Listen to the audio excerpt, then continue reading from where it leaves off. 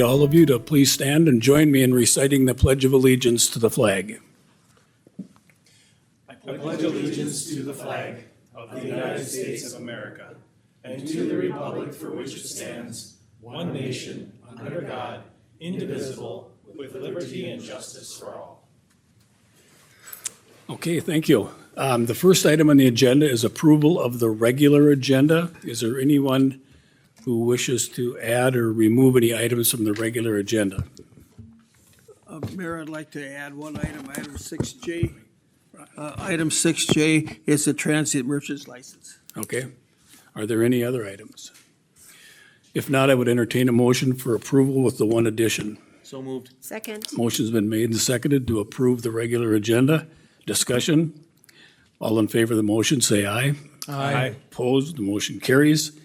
The consent agenda is before the council. All items with an asterisk are considered to be routine by the city council and will be enacted by one motion. There will be no separate discussion of these items unless a council member or citizen requests, in which event the item will be removed from the general order of business and considered separately in its normal sequence on the agenda. Are there any items that anyone in the audience or any member of the council wishes to either add or remove from the consent agenda? Hearing none, I would entertain a motion to approve the consent agenda as printed. So moved. Second it. Motion's been made and seconded to approve the consent agenda. Discussion? All in favor of the motion, say aye. Aye. Opposed, the motion carries. The minutes of the regular city council meeting, which was held June 9th, 2026, are before the council. Is there anyone in the audience or any member of the council that wishes to make any changes or corrections to the minutes? I hear none, so I would entertain a motion for approval. So move. Second. Motion's been made and seconded to approve the regular minutes of the minutes of the regular city council held June 9th, 2026. Discussion? All in favor of the motion, say aye. Aye. Opposed, the motion carries. We are welcoming a new firefighter this evening, and I'd like to invite the chief and our new firefighter to come up, and we'll do the oath of office.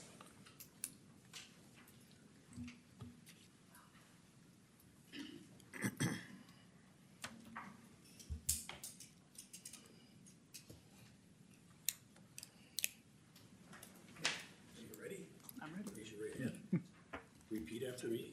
I, Dawson Grimm, I, Dawson Grimm, promise that I will humbly serve all customers promise that I will humbly serve all customers with an urgent response to their crisis, with an urgent response to their crisis, with compassion, sincerity, and concern, with compassion, sincerity, and concern, patience, kindness, and respect. patience, kindness, and respect. I promise that I will at all times I promise that I will at all times conduct myself in a manner conduct myself in a manner that reflects positively on the fire department and the city of Detroit Lakes. that reflects positively on the fire department in Detroit Lakes. Finally, I promise to follow the policies of the fire department, Finally, I promise to follow the policies of the fire department, uphold the laws of our state and nation, uphold the laws of our state and nation, and the ordinances of the city of Detroit Lakes, and the ordinances of the city of Detroit Lakes, and that I will faithfully discharge my duties and that I will faithfully discharge my duties to the best of my ability, so help me God. to the best of my ability, so help me God.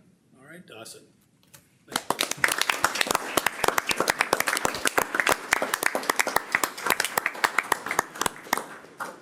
You want to introduce anybody, or? No, you're good. All right. She would hate I got to meet her, though.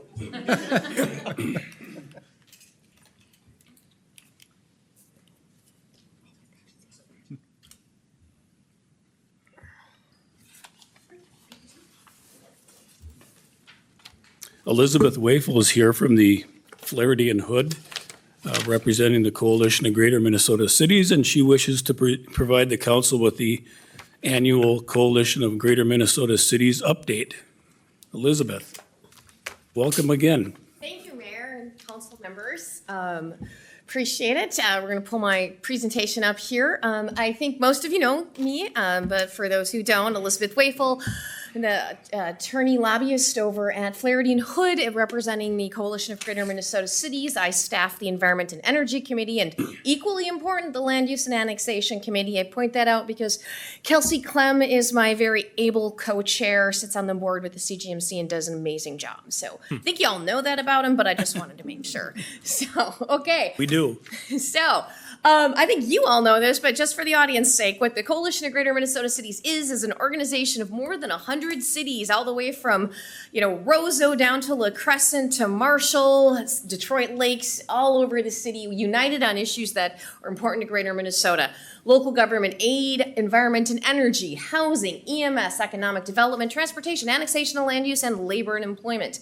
That list is quite a bit longer than it was when I first started visiting you, because we try to be really responsive to the needs of our communities in terms of what we're working on. I'm going to give a brief session recap. A little bit less eventful, I'm going to be honest, than last year. We had pretty low expectations going into it. Divided government, as we had last year. One vote dividing things in the Senate, and the House was evenly divided at 67-67. Why I bring that up is that everything was a four-way negotiation, which can be really challenging because you had to negotiate with the governor, the Senate DFL, the House GOP, and the House DFL. And you ended up with some strange bedfellows on a number of different issues, I'm going to be honest. The focal point sort of overall at the legislature was fraud, guns, HCMC, which of course is Hennepin County Medical Center, school safety, and bonding. For the CGMC, our tasks were protect LGA, always important, pass a bonding bill, get money for lead line funding, and resist zoning and development preemption. I'm never very good at explaining it, but what you need to know is that the budget situation got a little bit better this year, but we're still potentially facing challenging waters for the next biennium, which means there was not a lot of money available to spend. It's still very challenging, so very little spending contemplated this session. Sometimes in an off year, there'll be a supplemental budget year or a budget bill, and we'll go after more money. There just was not the opportunity there. So focus on bonding. We're also a little bit worried about LGA because back in 2025, as you remember, the Senate DFL inexplicably tried to cut $20 million from LGA.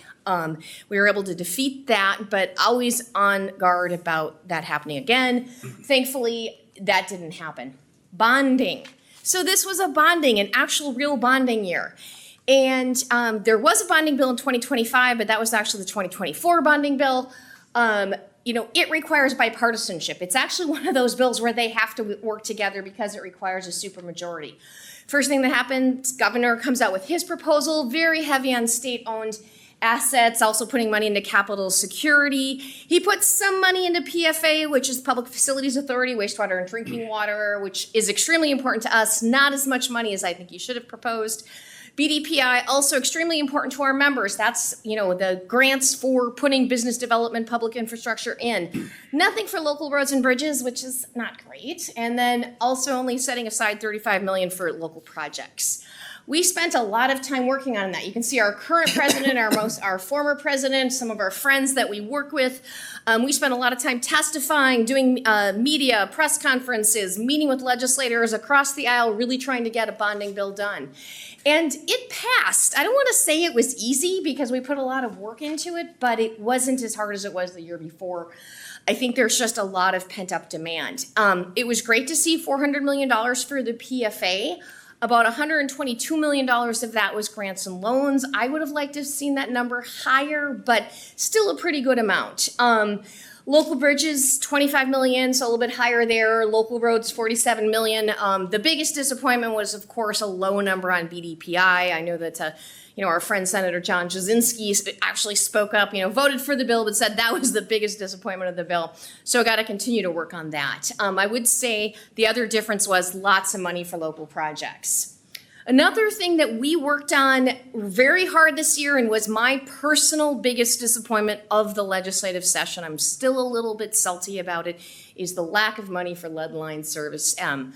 Line replacement. As you may know, the EPA is requiring all community water systems across the country to remove lead lines. We had some great initiative and impact in 2023 with $240 million to help pay for that, but that money is running out. And we have an inventory of about 87,000 lines throughout the state that need to be replaced. I think I looked at yours. I think you folks, it's like around 60 or so. It's going to cost you several $100,000 to do that. We want the state to pay that for you because it's going to be very expensive for your homeowners.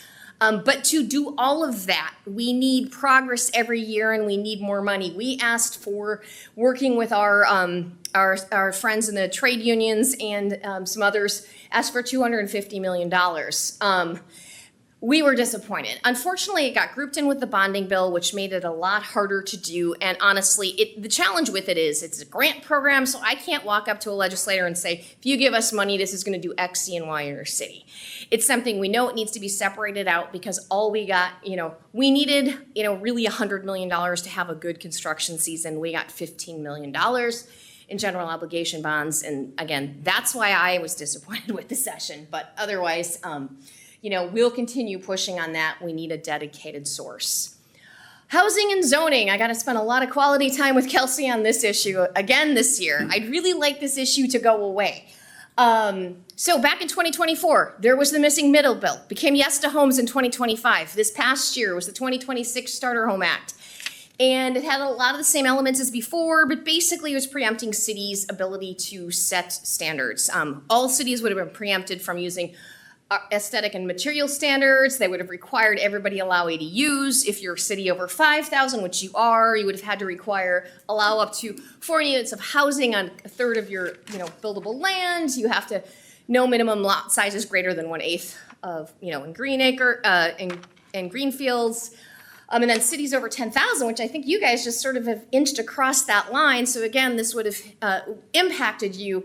It created this system I'm not even going to try to explain because I think one of the biggest problems with it was that it was too complicated, but you had to pick and choose from all these different things in a way that would have effectively lowered your, parking minimums, required more upzoning in your single family and multi-family zoned, and other things. It was, I would say, problematic and also really challenging, I think, to administer.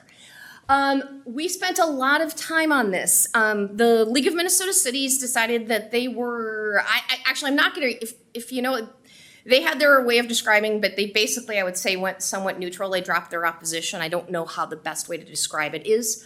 But it was really us, Metro Cities, and the Municipal Legislative Commission, which is a group of wealthy suburbs that were up at the Capitol working together on the opposition. The bill, went through the first House committee. It got through that, but then it went to the second committee and it was stopped. And, we spent a lot of time, again, the testifying it, all of our folks responding to action alerts really made a difference. They didn't even bring it up for a hearing in the Senate because I think there was enough opposition on both sides of the aisle to it. We do expect something will come back next year. We don't know what that's going to look like. We will continue to try and engage. We recognize that housing is a problem. I mean, you all need more housing, across greater Minnesota, but we think there are better ways to do it than the folks in St. Paul telling you what your zoning should look like. So we will continue to look for solutions. We just don't think that was the solution to the housing crisis. Looking ahead, you all know we have an election. I think the open governor's race with the primary will set the field. It'll give us a better sense of what's going to happen in November. This is one of those years, both the Senate and House is on the ballot. Lots of retirements, especially from greater Minnesota. We are losing a lot of friends. We'll make new friends, but it's always hard when you lose people like Senator Wetter, Senator Dames, Representative Torkelson, from other districts. It just makes it a little harder. We are going to be using the interim to engage with candidates. You may recall we put together a candidate packet every 2 years. We have that. We'll copy all of you on it so you know what we're sharing with legislators, but it explains to them all the issues we work on.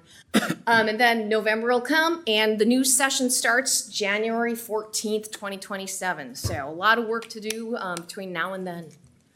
Upcoming events will be in New Ulm in 2 weeks. I think Ron and Kelsey are joining us. The rest of you are still welcome, but if you can't make that, Fall Conference in Waite Park. And of course, our biggest event is the Legislative Action Day. I also want to remind you again, Detroit Lakes, I think, has been, was one of our earliest members, always a strong supporter. We really appreciate that and always encourage you. If you're interested, we're always looking to add more people to our committees, whether it be transportation or housing or environment or whatever. If you would like to get more involved, please do let us know. We'd love to have you. So that was a lot of information. Any questions? What does getting involved with committees actually mean and entail? Okay, so it's not that hard, and I'm glad you asked that question. So, the primary responsibility for our committees is actually helping us to set the agenda for the next legislative session. We don't start fresh. I mean, we do work from what we had, but basically, it's usually 1 to 2 meetings via Zoom, and discussing sort of the issues. You get the materials ahead of time. You kind of look at it. You may have ideas to propose, and then you discuss it. Beyond that, how engaged you get really depends on partly who's staffing your committee and then also how engaged you want to be. I know with my committees, I always try to, email them every couple of weeks during the session. Anytime there's new legislation, I send it out to my committees and say, do you have input on this? Not all committee members give me input, but some do, and that makes it really helpful.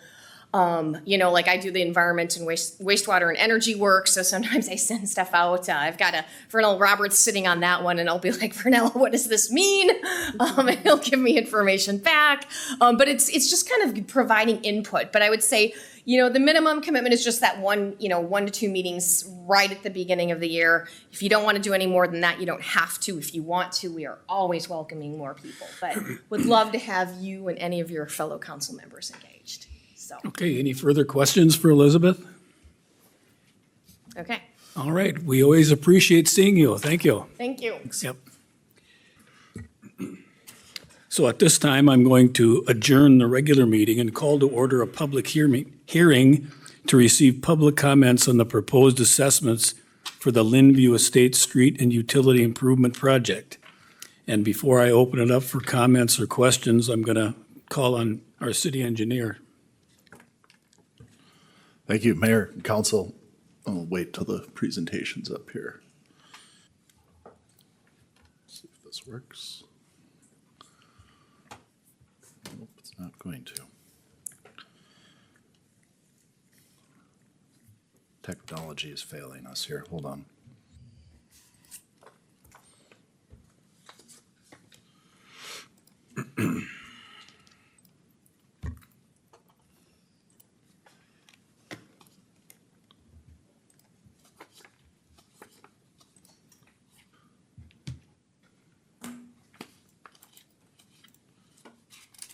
There we go. All right, this evening we've got a special assessment hearing for the Linview Estates First Edition project. Pretty typical hearing here. This is related to the assessments that the city plans to levy against those properties that were benefited by the project. It's a requirement of State Statute 429. We'll go through the project background, what was done, project costs, and then at the end we'll have an opportunity for any questions or comments that the audience might have. So a little background on the project. We completed the preliminary engineering report about this time last year. In August then of 25, we had a public hearing and authorized the design. Eventually, we moved forward with bidding the project in the fall of last year. We actually got a start on the construction kind of late in the season, and then ultimately finished up the street construction here over the last month or two, which brings us to the assessment hearing tonight. The Linview Estates project effectively was a 10-acre undeveloped field right off of Shorewood Drive. It had no existing underground utilities. We did have some utilities adjacent to the subdivision in Shorewood Drive. So basically what we needed to do was just extend sewer and water from Shorewood Drive up into the subdivision. In addition to that, sort of kind of a one-off is there was a large adjacent residential property that did not previously have access to sewer and water, and through some discussions with them, they were interested in that, so that we kind of incorporated sewer and water service to that property as part of the overall improvements. Also did some storm sewer and drainage improvements to meet permitting requirements, a little bit of site grading, and constructed a pretty typical urban section street like we do in most of our subdivisions. It's got a cul-de-sac at the end of a pretty short street. As far as project costs go, the overall project was a little over $500,000, $521,000. The largest portion of that being the street. You can see the other costs there. Projects like this are funded primarily by special assessments to the developer, the owner of the property, in accordance with the city's special assessment policy and the development agreement between the city and the developer. The Stormwater Utility Fund does pick up a small portion of that. Essentially, all of the project costs, the sewer, the water, the street, in this case, 100% of that is assessed back to the developer, to those properties that are being improved. Really, the only exception is that the Stormwater Utility Fund, or the city, picks up 50% of the storm sewer costs. So when you do all that, that $521,000 gets allocated like what's up on the screen. The city paying a fairly small portion of this project to just a little over $20,000, and the development being assessed about $500,000. We allocate those assessable costs in accordance with the city's assessment policy. In this case, it's very straightforward. We basically do a per lot assessment of each of those individual elements of the project to come up with a assessment per lot. The other thing is our assessment policy has some prepayment conditions. Essentially, projects with more than 20 lots are required to have 50% prepaid to the city before we advance the project to construction. And projects with less than 20 lots are required to prepay 25%, which is the case for this project. So when you shake all of that out, you can see the various assessable costs and what it translates into in terms of an assessment per lot. So if you're looking at this prior to any prepayment that's paid by the developer, the assessments to each lot are about $50,000. You take off that 25% prepayment, that nets out an assessment of about $36,800 per lot. So that's what will be levied against each of these lots starting next year. Again, kind of the odd one out here is that assessment to 1050 Shorewood Drive, which was just a sewer and a water service. They're being assessed about $7,500 for that improvement. So it's an assessed for a maximum of 20 years following substantial completion. There's sort of two options for that: no deferral with a 20-year term, or we allow a 5-year deferral followed by a 15-year term. And the interest rate for this project that'll be tied to those assessments is 5.5%. Any questions? Okay. Is there anyone in the audience that has any questions or wishes to make a comment regarding the proposed assessments for the Linview Estates Street and Utility Improvement Project? I hear none, so that public hearing is closed, and I'll call on the Public Works Chairman Zeman. Okay, this project is being done by Brisland Construction, and it is for housing, and like John said, it's $521,000 in assessments, with the city share is only $21,915. But the committee reviewed all the components of this, and they go ahead and give consideration to the resolution to approve the adoption of the assessment roll for Lakeview, Linview Estates Street and Utility Project. And I so move. Second. Motion's been made and seconded to approve the adoption of the assessment roll for Linview Estates Street and Utility Improvement Project. Discussion on the motion? All in favor of the motion, say aye. Aye. Opposed, the motion carries. At this time, I'll call to order a public hearing for the vacation of a portion of the dedicated public road in the plat of Lakewood Beach and Shady Oak at 997 Lakewood Drive and 1001 Lakewood Drive. And who should I call on for this? For Larry. Larry? Go ahead, Larry. Yes, we have a request from Doug Restmeyer to vacate a portion of the road in Lakewood Beach and Shady Oak.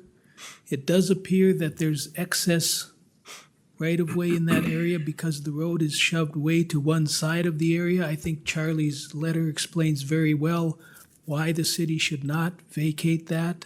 unless they have a 66-foot wide road right-of-way for future road improvements and for future sewer and water extensions. The owner has also contacted the property owner on the other side of the road to provide that additional right-of-way, and so I think what we would like to do this evening is hold the public hearing, but table action on this matter until a future council meeting. And if he comes in with the required easement from the adjacent property owner, then we could go ahead and approve the vacation. Okay.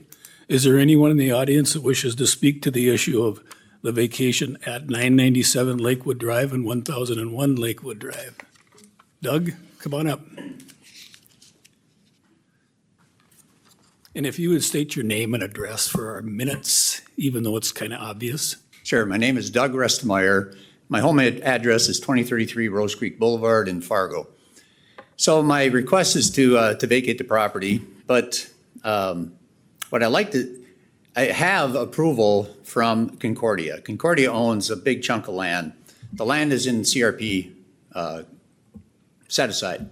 So all I'm waiting for is for the USDA to get approval for them to grant this easement. All I want to make sure is that this little piece of property, 1,145 square feet, which is about the size of this room, doesn't impede on the CRP land. And I've talked to Rachel Clark at Concordia. She's the VP of Finance. She said, as soon as I get approval from USDA, I will sign it. I'll get it notarized. So it's really just, I'm waiting for her to send me the approved easement. So my request would be to conditionally approve the vacate upon presenting to the city this easement, which gives the full 66-foot right-of-way, because it'll be 33 feet on each side of the road. I'm only asking for, it amounts to less than 3,000 square feet is the portion I'm asking to vacate. And my reason for asking to vacate it is today, it's not maintained by the city. It's kind of a barren area that's right at where the road turns, so all the neighbors have to look at this kind of ugly piece of property. My plan would be to take the vacate portion and make a beautiful landscape out of it. So that would be my request, rather than having to wait for another city council meeting when I'm literally on the verge of getting, I was hoping I'd get it on the way over here, the easement approved and notarized by Concordia. Okay. So that would be my request, is to actually get conditional approval. Okay, Doug, thank you. Thank you. Is there anyone else in the audience that wishes to speak to the issue of that vacation? I would like to ask one of our city staff, either Charlie or Larry or Kelsey, what your thoughts would be on Doug's suggestion. Charlie, do you have any thoughts? Yeah, I'll pipe in on that, Mayor. Again, I've reviewed the material provided by Mr. Restmeyer as well as his surveyor, and I would agree that if the city receives the easement from Concordia, that the city would then be within its rights to vacate the portion of the right-of-way that Mr. Restmeyer wants. But I don't think it's a good idea to do a conditional vacation. I'm not sure what that is. You either vacate it or you don't vacate it. And so my recommendation would be to do what Mr. Remen proposes, which is that the council take no action on this matter tonight. If Mr. Restmeyer comes in with these, with the easement deeds from Concordia, and now based upon his discussion, we're going to need to see a release from the CRP. So that's another document that we would have to have from, presumably Concordia would be obtaining that, but I haven't seen that yet either. And so it seems to me that it's premature, and it doesn't seem to me to be any pressing need to do this at this meeting. I would rather have the council wait to make sure that we've got the proposed easement. Okay, And just for information, I have drafted that easement based upon the information from the surveyor. The documents are out there. So again, I have no problem with them if we actually do have them. okay. So is there anyone else that wants to make a comment? If not, that public hearing is closed, and I'll call on Chairwoman Spry from the Community Development Committee. Thank you. The CDC did review this, and Mr. Restemeyer was present at our committee meeting, taking into account all of that conversation as well as what we've heard tonight. Our committee recommends that we defer action, table it to a later date. Okay, is there a second? Second. Motion's been made and seconded to table. Do I need discussion? Done. Not on a motion to table. Okay, it's tabled. Thank you. Thank you, Doug. At this time, I'll open a public hearing to receive public comments on modifying the development program for Development District Number 1, establishing tax increment financing district number 1-2 within the Development District Number 1, and adopting the, I think it should mean tax increment financing plan, therefore, and authorizing an interfund loan. Am I calling on Hope? Yes, Okay, thank you, Hope. Mayor and Council. The city has received a request to establish a housing tax increment financing district for the proposed South Shore Senior Living Development, Senior Living Facility on South Shore Drive. The proposed project consists of approximately 165 residential units serving a variety of senior housing needs. The action considered today is to approve the TIF plan, which would overall establish the district and allow the city to utilize TIF as a tool, as a resource for this development to move forward. The development agreement, which actually determines the amount that the city is willing to provide to that developer, is going to come at a later date. That is not finalized yet. So today, the action itself is just the approval of the TIF plan. With that, the overall TIF plan presents that the overall development cost is $56 million. All the numbers in the TIF plan represents on that $56 million development cost. When we look at the development or the development agreement itself, it will refer to what the estimated taxable market value will be, what our estimate would be for that property, which we're still working on finalizing for that piece. So with that, the request of the TIF is $6 to $8 million. Our annual estimate of what this overall taxing jurisdictions would receive is about 1.1 million, with an overall maximum of 11.6 million in the 26 years. So when you review the TIF plan, the 26 years is the state statute maximum. Historically, the city of Detroit Lakes does not go the full 26 years. However, when we establish a plan, specifically with being a municipal district now and the opportunity to do pooling, we do like to consider it at the full 26-year term. So when we actually look at the development agreement itself, that's when we'll consider the length of the time and the amount of dollars that we're providing for that developer. When we do TIF, we always do have to do a but-for. It is a state statute requirement showing that this development would not happen or would not happen at the scale proposed if it did not qualify. And with this, construction, the size, ROI, different aspects do make it qualify for the but-for test. So this project would not move forward if we did not provide the TIF assistance. I'd be happy to answer any questions. We do also have one of the developers in the room with us today if Okay. you have questions. Is there anyone in the audience that wishes to speak to the issue of the developing the tax increment financing district plan? Okay, hearing none, that public hearing is closed. And which chairman am I calling on for a motion? Wendy. Wendy, go ahead. Thank you. The committee did review this information with Hope, and we recommend that the council approve the resolution.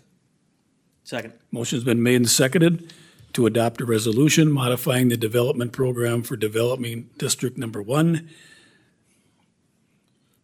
establishing tax increment financing district number 1-2 within the Development District Number 1, and adopting the tax increment financing plan and authorizing an interfund loan.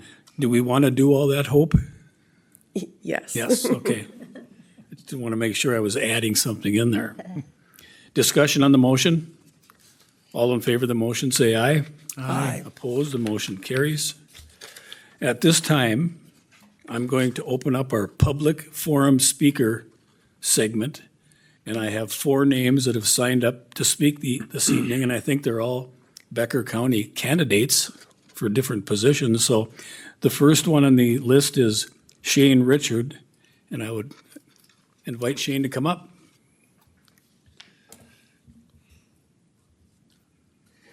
Thank you, Mr. Mayor, members of the City Council. I'm here to introduce myself as a candidate for the office of Becker County Sheriff. I'm here with my wife, Christina. I didn't know if she would make it running from work right away. I wasn't able to get all the children here. They've got volleyball and basketball and all the wonderful things that we've still got with kids in the home. So I apologize for being late coming in. I wanted to get to you sooner. We married off our 27-year-old son on a destination wedding for the first meeting. I was at mandatory training for the second one, and I was at the Minnesota Sheriff's Association conference for the third one. So I'm finally here. I apologize for making it during Water Carnival because I know you're all busy. So a little background on me. I've got 27 years of law enforcement experience.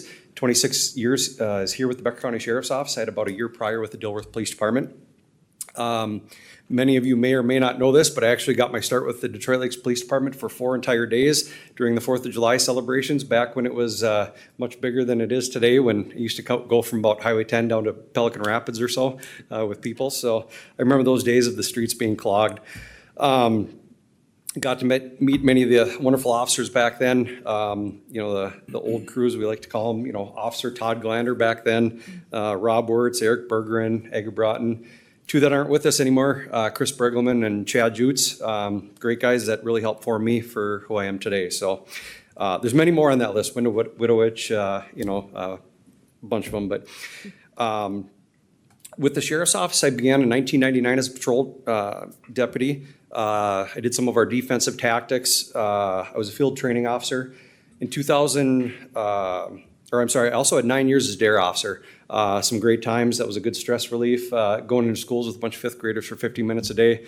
I think all of our officers should be able to do that because all the stresses that we deal with, that is fantastic time in the schools. I was promoted to patrol sergeant around 2013. And about a year after that, Todd Glander won the election and chose me as his chief deputy. I've been in that position for 11 years. When he retires here in January, that'll be 12 years as chief deputy.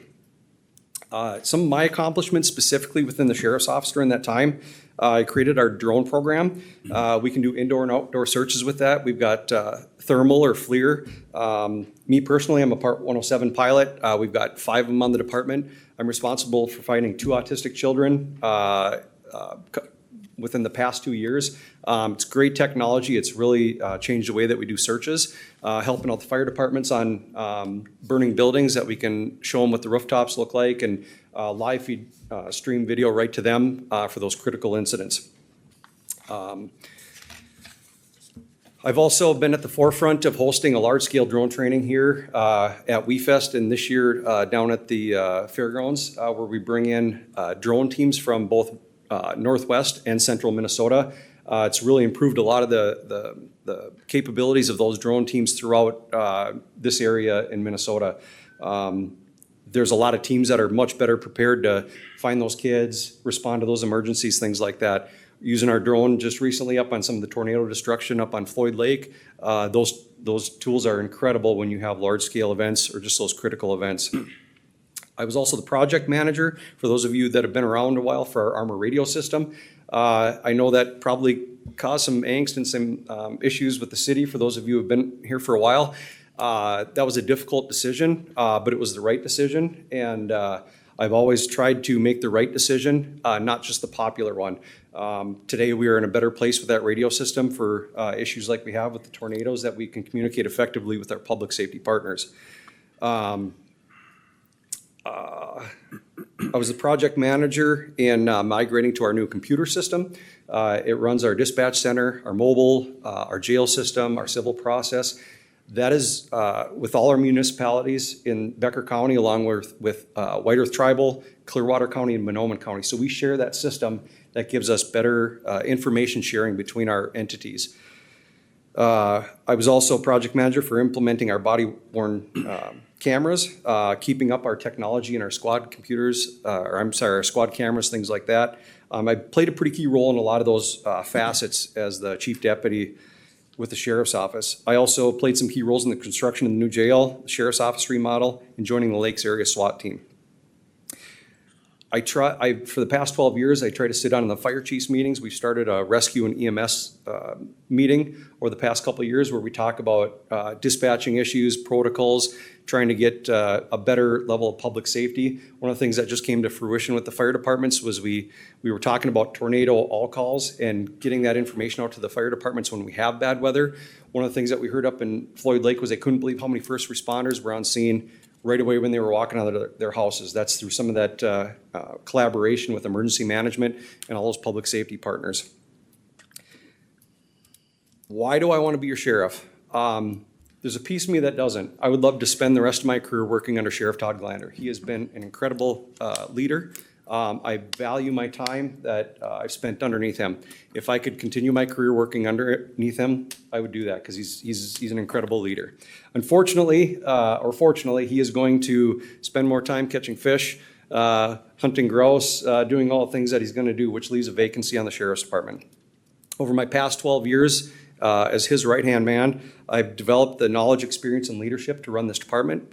The job doesn't scare me. I feel like I'm unplug him and plug me in, and I can run the sheriff's office and provide that high level of public safety to all the citizens of Becker County, including Detroit Lakes and all of our municipalities. I look for your support November 3rd. I hope that it's known that not only between our fire departments, EMS, and everything else, even our government partners, for those of you that have contacted me with issues, drop of a hat, I'm there to help you. I love collaborating with all of our municipalities, whether it's vacating streets or GIS issues or whatever it is. I think those that have gotten a hold of me to ask anything of me or work with me know that I'm here 100%. I try to break down the lines between county and city governments, and we're all on the same team and we all have the same goals. So if you have any questions for me, I'll stand for any questions. Otherwise, that's my hopefully only 3 or 5 minutes or whatever you give me. Any questions for Shane? If not, Shane, thank you for coming. Thank you. Appreciate you giving me the time. The next person on the list is Kim Frederick, and I believe Kim is running for Auditor Treasurer. Kim? Thank you, Mayor, council persons. I appreciate the time. I'm here to personally introduce myself. I am Kim Frederick, and I live at 17356 County Highway 14. I am running for Becker County Auditor Treasurer. In the 70s, my mom met a wonderful man, Bill Walther, to spend the rest of her life with. And it was a man which I was able to call Dad. And he taught me strong work ethic, never give up, and take care of your neighbor. And I grew up as a Callaway kid on a Century farm. I did go to high school here in Detroit Lakes and graduated from DL. And then after high school, I married my childhood sweetheart, Jamie Frederick, who is with me tonight as well. And Jamie is a decorated Marine, and we started our marriage in Charleston, South Carolina. And 2 weeks after moving to Charleston, he got deployed for one of his many deployments. And during my husband's final deployment in the Persian Gulf, I did move home here to Callaway. After Kuwait was liberated in 1991, Jamie did end his active career as a Marine, and we settled in Des Moines, Iowa. And there we had a daughter that was born with disabilities, and we also had another son, Roman. And I also started my financial career there in Des Moines. And I started my financial career at Brenton Banks. And I started as a teller. I worked up as a customer service rep, and then I also worked on the investment side. When Brenton was sold to Wells, I did go to Principal Financial Group, and that's one of the largest financial companies in the United States. And working in Principal Financial Group, I worked at the banking side, and I also worked at the procurement side. Alyssa's disabilities ended her life in 2011, again, bringing me back home. So then I started my career here at Becker County. And I have been with Becker County now for 13 years. And I have also I worked there I have 20 years of financial experience. I was a licensed realtor in Iowa. I worked at Consolidated Title Services. And I'm also serve as a clerk at Riceville Township, and I've been there on my 7th term. And I do have a tax certification through the Department of Revenue, and I also am election certified. My responsibilities at the Auditor Treasurer's Office is I work on the auditor certificates, I work with the cities and townships and watersheds on their special assessments. I provide critical oversight on the election process. In fact, we just finally today finished our over 400 election judges that we have trained. I have experience in the accounts payable and the receivables.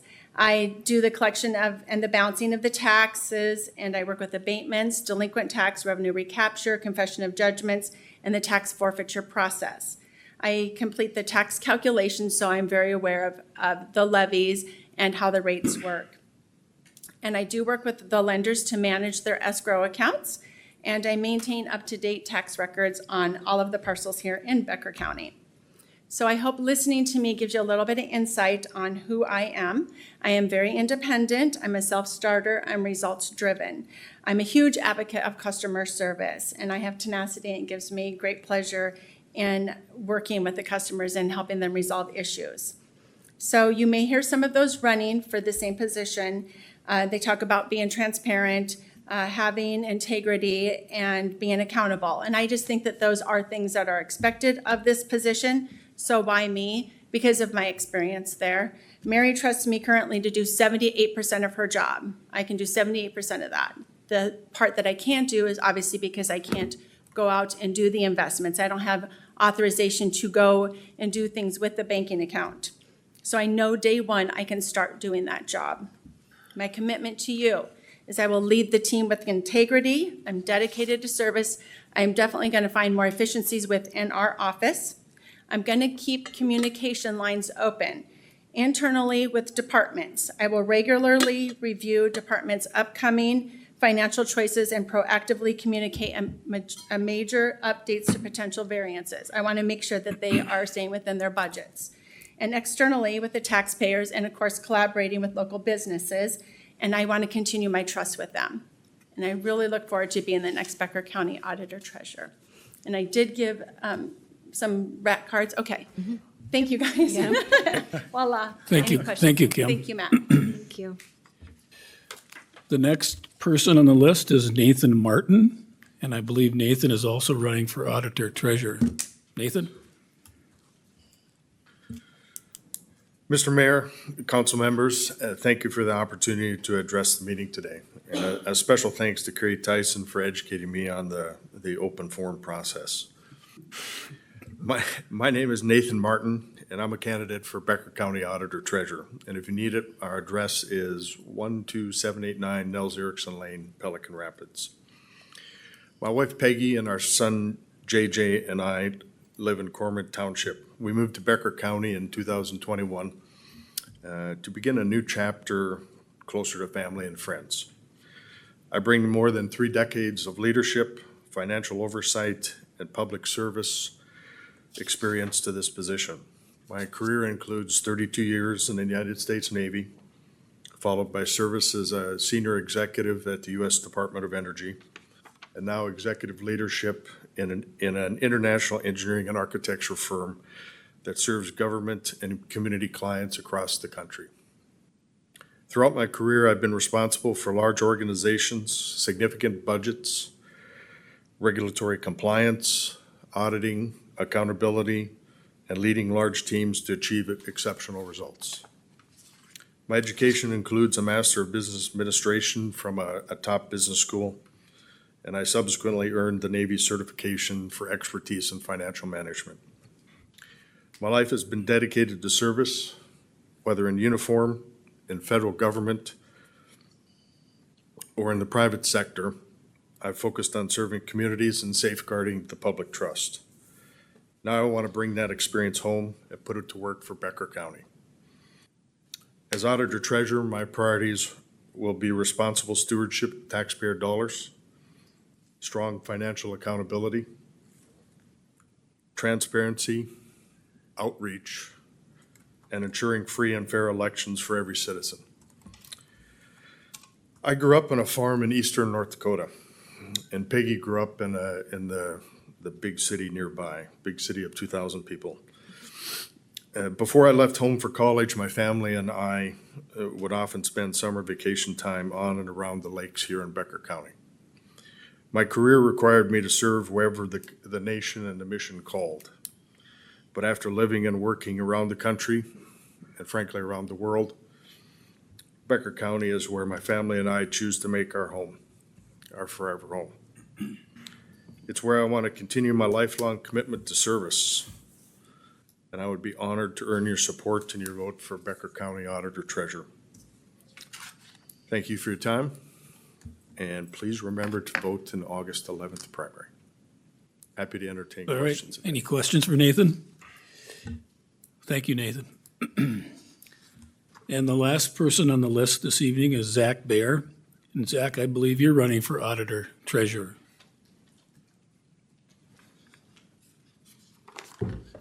Good evening. My name is Zach Baer, and yes, I'm also one of the 6 candidates running for Becker County Auditor Treasurer. It's very important to vote in the primary. That will narrow it off to 2 for the general election upcoming here. I was fortunate enough to have been born and raised here in Detroit Lakes. I went to high school here, and that's where I also met my wife here. So I learned a lot growing up from my father, who was the fire chief for Detroit Lakes, about what public service means to people. So growing up, I always knew that whatever I ended up choosing professionally, I wanted to emulate that with my own skills.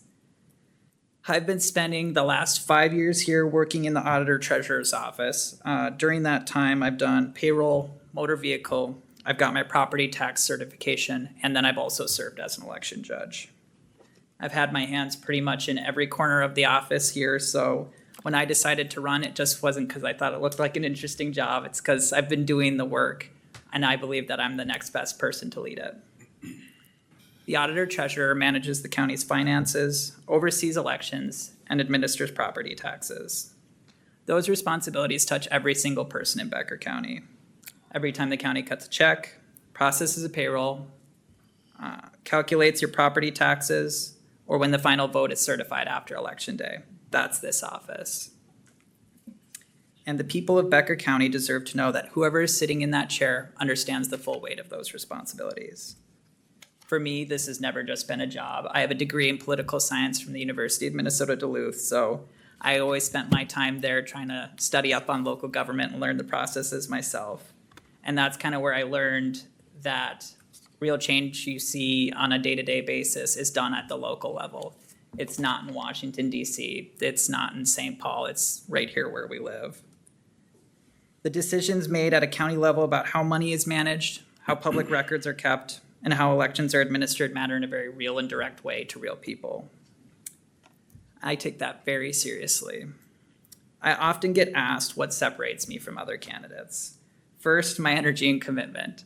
I'm a bit younger than most of the other candidates, but I see that as an asset, bringing new energy and a long-term commitment to the county's future. Second is my experience in the office. In my current role as payroll accounting specialist, I work cross-departmentally with every department in Becker County. That's given me a lot of insight on their processes. It's kept me up to date on board actions and making sure I know what's going on and when it's going on, because it obviously will impact budget implications down the line. And doing things like cost analysis, actually seeing that impact on the budget. Third, I show up when it matters. A few months ago, the county board debated converting this position of the auditor treasurer from elected to appointed. I'm the only candidate that's been able to stand up, put my opposition in writing, alongside with dozens of county residents who did not want to see their vote taken away. What I'm running on is straightforward: accountability, transparency, and the responsible management of public funds. And not just because they're talking point words, it's because I've actually been able to use those skills in the office. I'll be knocking out on doors around Detroit Lakes. Some of you may have seen me already or seen my cards if I missed you a couple of times around here. So I genuinely love the chance to talk with anyone who just wants to get to know me a little bit better before they decide how to vote, or if they have any questions for me. So if you guys have any questions for me, I would more than certainly take them. Okay, any questions for Zach? Thank you, Zach. Thank you. Before I continue on with the agenda, is there anyone in the audience that wants me to adjust any of the balance of the items on the agenda? nice and cool in here. You can just stay, right? Okay, I think we're at the Community Development Committee agenda, and I'll call on Chairwoman Spry. Thank you. Item 5A is consideration to approving a TIF policy. And I will hand that over to Hope to. Yes, thank you, Mayor and Council. Today I'm asking you to consider an updated TIF policy. While Minnesota state statute does not require cities to have their own TIF policy, we have historically maintained a policy with the city's transition to utilizing municipal district compared to how we previously have done it. It only fit that we come forth with a new TIF policy showing the new procedure specifically of how the steps we go through with a TIF application, being previously it would go to Planning Commission for a public hearing, the Development Authority, and then also City Council for a public hearing. Now moving forward, it will only go to Development Authority for recommendation and then City Council for public hearing and approval. So overall, streamlining and simplifying the process, that needs to be represented in our TIF policy as well. One of the other major changes within that, or main changes, I should say, is the overall self-imposed restriction of what our net capacity we can utilize for TIF. We do have 10% in there. That is not a state statute. That is going to be one that we put ourselves at. In our previous policy, it was 10% plus an additional 2% for housing. We just kind of wanted to simplify it and keep it all into one bucket on that. So as of right now, because you're probably curious on what those numbers look like, we're currently sitting at about 2.67% of our net tax capacity being utilized for TIF. So we are still well below the 10% we would be limiting ourselves to. And even with the projects that we currently are considering, we would still stay under that. Historically, the max we've ever seen is a 5.72%, which was back in 2019. I'd be happy to answer any questions on that. Okay, any questions for Hope? If not, I would entertain a motion. Yes. Our committee did review this at length yesterday, and we recommend that we pass or adopt a resolution approving the policy, the TIF policy. I Second. so move. Motion's been made and seconded to adopt the TIF policy. Discussion? All in favor of the motion, say aye. Aye. Opposed, the motion carries. Item 5B is consideration to a permitting memorandum of understanding with the Pelican River Watershed District, and I will hand it off to Larry to Okay. describe that The more city, fully. the city of Detroit Lakes, under its MS4 permit, is required to have a rigorous permitting system for stormwater management. We issue 2 stormwater permits, a mitigation permit and a land disturbance permit. And each applicant who gets those permits is also required to get a stormwater permit from the Pelican River Watershed District. So in order to avoid redundancy, we are entering into a memorandum of understanding with the Watershed District where the city will be responsible for making all of the permit approvals for stormwater in the city limits. So that means applicants will no longer have to get a Pelican River Watershed District permit in addition to their city permit. Okay. Thank you, Larry. Thank you. Our committee did review this yesterday at length, and we, as a group, recommend that the council approve this memorandum of understanding, and I so move. Second. Motion's been made and seconded to approve a memorandum of understanding with the Pelican River Watershed District. Discussion on the motion? All in favor of the motion, say aye. Aye. Opposed, motion carries. Item 5C, consideration to the second reading and adoption of ordinance number 550, amending section 4 of the zoning ordinance, rezoning an area from R2, which is 1 and 2 family residence district, to R4, limited multifamily residence district at 565 South Shore Drive in relation to the South Shore Senior Living. Again, this is just the second reading of the rezoning ordinance for the South Shore Senior Living. Pretty straightforward. Our committee reviewed this and recommend adoption of the ordinance, and I so move. Second. Motion's been made and seconded to give a second reading and adopt ordinance number 550. Discussion on the motion? I'd just like to make a comment that I'm very excited about this project because, as Hope said earlier, this is a 165-unit senior living complex, but 90 of those units are going to be for independent living. And the reason I bring this up, because I'm hoping that 90 senior families will decide that they want to sell their home in Detroit Lakes and move to this new facility, but also give 90 young couples a place to live. And we do need housing in Detroit Lakes, so this is a very important step for Detroit Lakes. We're lucky to have such a facility coming in at $56 billion, but it will also provide not only homes for senior people, but it'll also give 90 people maybe a chance to buy their first home. So I'm excited about this proposal. Okay, is there any further discussion? All in favor of the motion, say aye. Aye. Opposed, motion's carried. Second reading is given, and ordinance 550 is adopted. Item 5D is consideration to second reading and adoption of ordinance number 551, amending the zoning ordinance of the City of Detroit Lakes relative to permitted accessory and conditional uses in business districts. Larry, do you want to speak to this at Larry? all? It's just Well, cleaned up this is- some language and. This is second reading of ordinance 551, and essentially we're clarifying the permitted and accessory and conditional uses in the B1, B2, and B3 districts so that they are uniform and all say the same thing if they mean the same thing. So that's what's happening with this ordinance. Okay, I have a question procedurally. Adoption of the ordinance, and then D1 is approving the summary. So do I need to make two? It has to be a separate motion. Separate motion? has to pass by 4/5. Okay, all right. Our committee did review this and recommend adoption of ordinance number 551, and I so move. Second. motion's been made and seconded to give second reading and adopt ordinance 551. Discussion on the motion. All in favor of the motion, say aye. Aye. Opposed, the motion carries. Secondly, we recommend approval of the summary of ordinance 551, and I so move.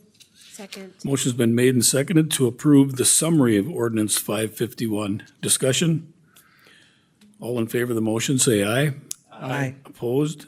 Motion carries, and I believe I heard 4/5 or more. Okay, Wendy. All right, item 5E, consideration to a resolution approving a non-conforming use expansion permit to allow a rooftop deck on an existing 12 by 21-foot water-oriented accessory building at 1342 East Shore Drive. Larry, do you want to speak a little more to that? Yes, the Planning Commission held a public hearing on this matter. There was no opposition from the public on the request, and the Planning Commission unanimously recommends approval. All right. Our committee did review this and also recommend approval, and I so move. Second. Motion's been made and seconded to adopt a resolution approving a non-conforming use expansion permit at 1342 East Shore Drive. Discussion? All in favor of the motion, say aye. Aye. Opposed, the motion carries. 5F, consideration to the first reading of ordinance number 552, amending the zoning ordinance of the City of Detroit Lakes relative to parking standards and amending Section 18 subdivision 7E to allow retaining walls in the shore impact zone. Okay, the Planning Commission has met and discussed this at length, and they are recommending an amendment to the zoning ordinance, which will reduce the number of categories that we have for different parking requirements. It also reduces the amount of parking required in some of those districts. And it also, then, the final thing is that it will allow retaining walls in the shore impact zone, which is typically where you find the need for retaining walls. All right, All right. thank you. Thank you. Our committee reviewed this and recommend approval of the first reading of the ordinance, amending the zoning ordinance of the City of Detroit Lakes relative to parking standards and amending Section 18 subdivision 7E to allow retaining walls in the shore impact zone, and I so move. Second. Motion's been made and seconded to give first reading of ordinance 552. Discussion? All in favor of the motion, say aye. Aye. Opposed, motion carries. Item 5G, consideration to authorizing staff to solicit proposals for planning consultant services for a new comprehensive plan for Detroit Lakes And again, I'll hand it over to Larry. He'll do a better job of explaining it than I could. Okay, our current comprehensive plan was adopted in 2000. It's been amended in 2009, 2018, 2019, and 2020. So even the most current amendment to our comprehensive plan is 6 years old. We feel that it's time to review that and come up with a new comprehensive plan. All right. All right. Our committee did review this and recommend authorizing staff to solicit proposals for the planning consultant services for the new comprehensive plan. And I so move. Second. Motion's been made and seconded to authorize staff to solicit proposals for the planning consultant services for the new comp plan for Detroit Lakes. Discussion? I just wanted to clarify one thing. When we were discussing this yesterday, I had commented that I had it confused with our strategic planning meeting that we had held a couple of years ago. Getting an updated comprehensive plan was one of our goals of that strategic planning session, was it not? Did I Yes. understand that correctly? Okay.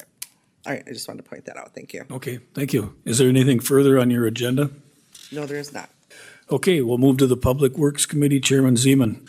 Okay, the first, Did we vote on that? I don't think so. Oh, good catch. All in favor of the motion, say aye. Aye. Opposed, motion carries. Thank you. okay, item 6A, we had discussion regarding parking at 410 Westlake Drive. This is the round absorbers and so forth, and with all the construction and stuff we're going on right now, we just tabled this until a later time to discuss about that parking after we get everything done with happening with the streets and so forth. Also, on item 6B, we had discussion there regarding West Long Lake Road. We're looking at that area too as far as repairs and roads and so forth, and that's also is going to be tabled this time too. We had the discussion on it, but we'll get back to that at a later time. Moving on to item 6C, it's a consideration of resolution accepting the reports and setting a public hearing on the abatement of diseased trees for 2026. I'm going to call on Sean King to give us a little update on that. Yes, Mayor and Council, this is our annual tree abatement and diseased trees. Every spring we go out, we survey the city, find any diseased or dead trees. We mark them and then bring it back to council for approval to send these out for a public hearing where the trees will then be removed either by the property owner or our city contractor by the end of October. Okay, as Sean said, we've reviewed this, and Sean also did say there's a number of elm trees that we still have here in Detroit Lakes, and working with that, but the committee decided to go ahead and have a public hearing on this later, and I so move. Second. Motion's been made and seconded to adopt a resolution accepting the report and setting a public hearing on the abatement of diseased trees for 2026. And that public hearing will be at our next council meeting, correct? All in favor of the motion, say aye. Aye. Opposed, motion carries. Okay, the next item, we're gonna go to 6J. You've got a copy that was added for us here. This is for a renewal for a transit merchant license for a backyard butcher, and I so move to go ahead and accept it. Second. Motion's been made and seconded to approve a transient merchant license for backyard butchers. Discussion? All in favor of the motion, say aye. Aye. Opposed, motion carries. Sounds like a horror movie or something. Okay, the next item is item 60. We're gonna ask the city engineer for his project status report. John? Yeah, Mayor and Council continue with a number of projects around the community here over the last month, wrapping some up as well, which would include Southwood Shore Estates.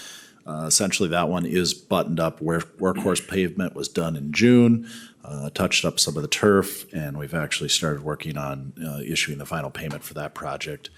Work continues on the water tower, probably nothing anybody can see, coating the inside of the steel bowl, coating the roof, doing some of the mechanical piping and valves on the inside of the column and pouring the slab and things like that. There'll probably be a little more visible work here sometime in July.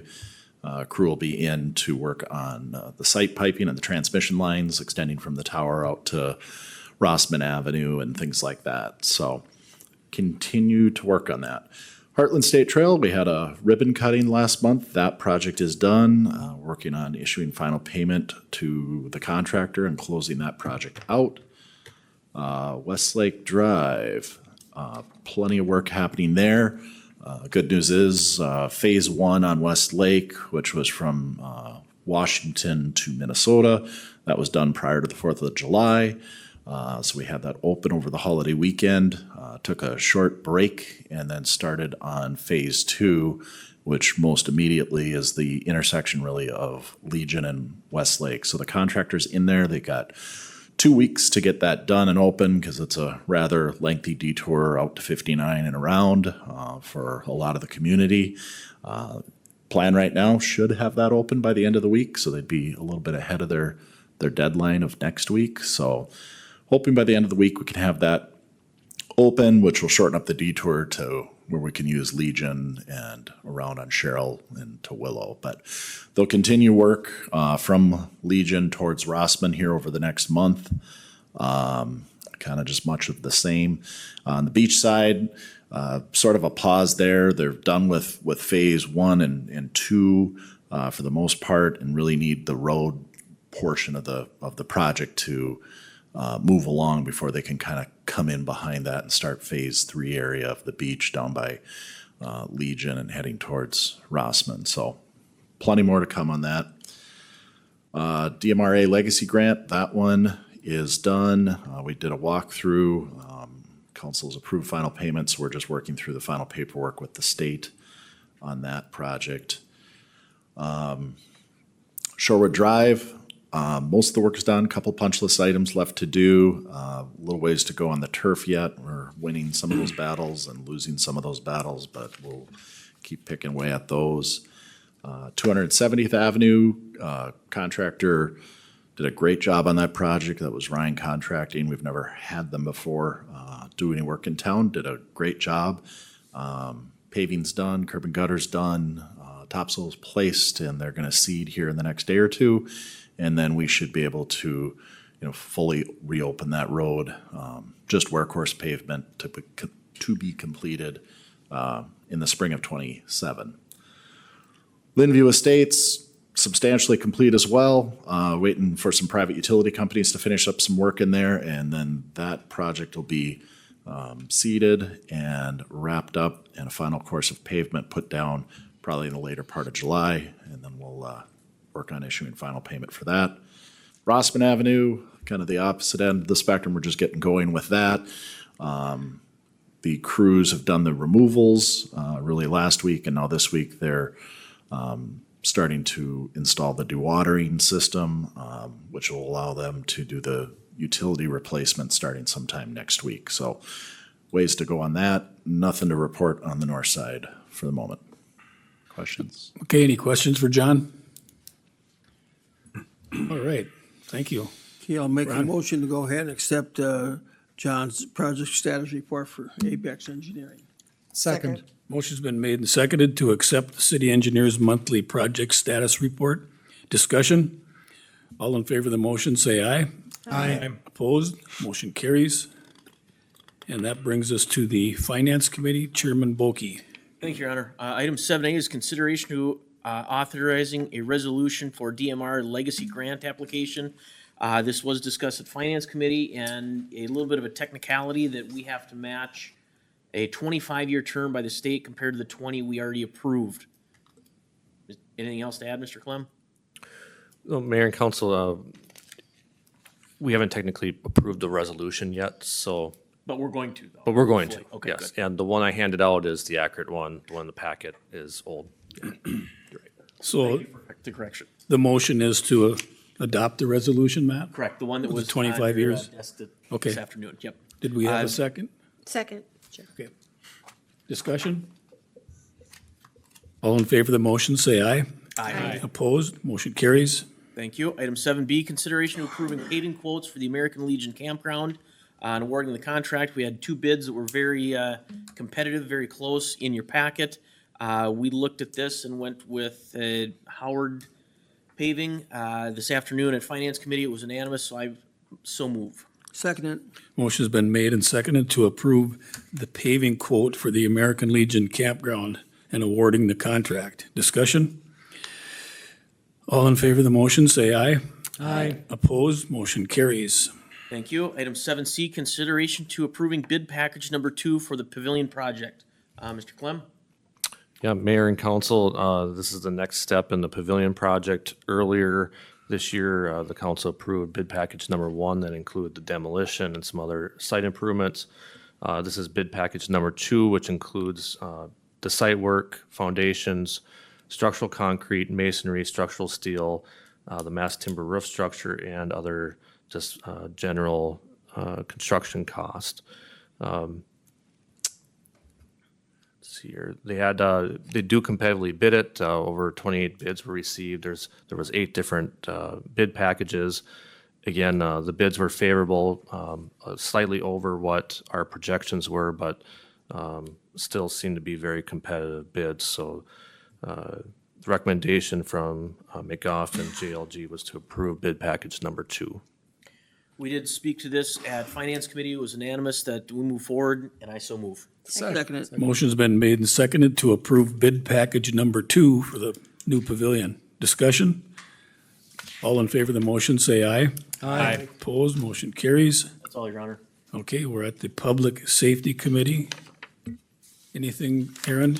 Yes, Your Honor. Just a couple here. Yeah. We got 8A, consideration of the first reading of ordinance 553, amending city code 804 bicycles. We'll have Dylan Ramstead come up here and talk about what we got going on.